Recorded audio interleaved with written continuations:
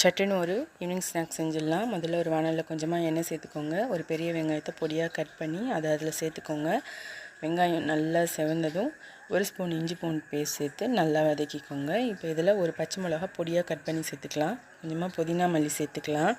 இதை சேர்த்து நல்லா வதக்கிட்டு தேவையான அளவு உப்பு சேர்த்துக்கலாம். உப்பு சேர்த்து நல்லா வதக்கிக்கணும்.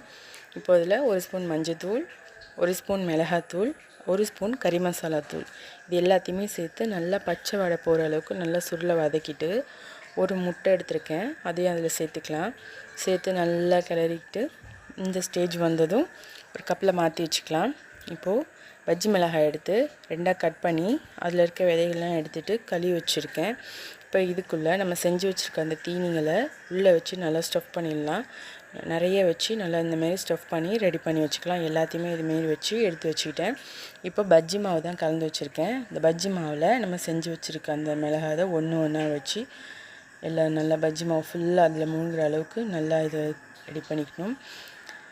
இது மாதிரி ஒன்று ஒன்றா பஜ்ஜி மாவில் முக்கி பக்கத்தில் ஒரு வானலில் எண்ணெய் சூடு பண்ணி வச்சுருக்கேன்.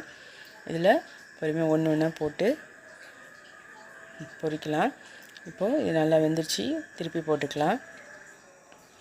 இந்த பக்கம் திருப்பி போட்டுட்டு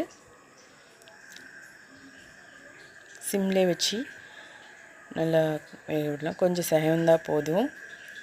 இப்போ இது நல்லா சிவந்து வந்துருச்சு. இப்போ இதை எடுத்துடலாம். அவ்வளோதான், மிளகாய் தீனி பஜ்ஜி எப்படி வேணாலும் சொல்லலாம். இது ரொம்ப டேஸ்ட்டாக இருக்குங்க.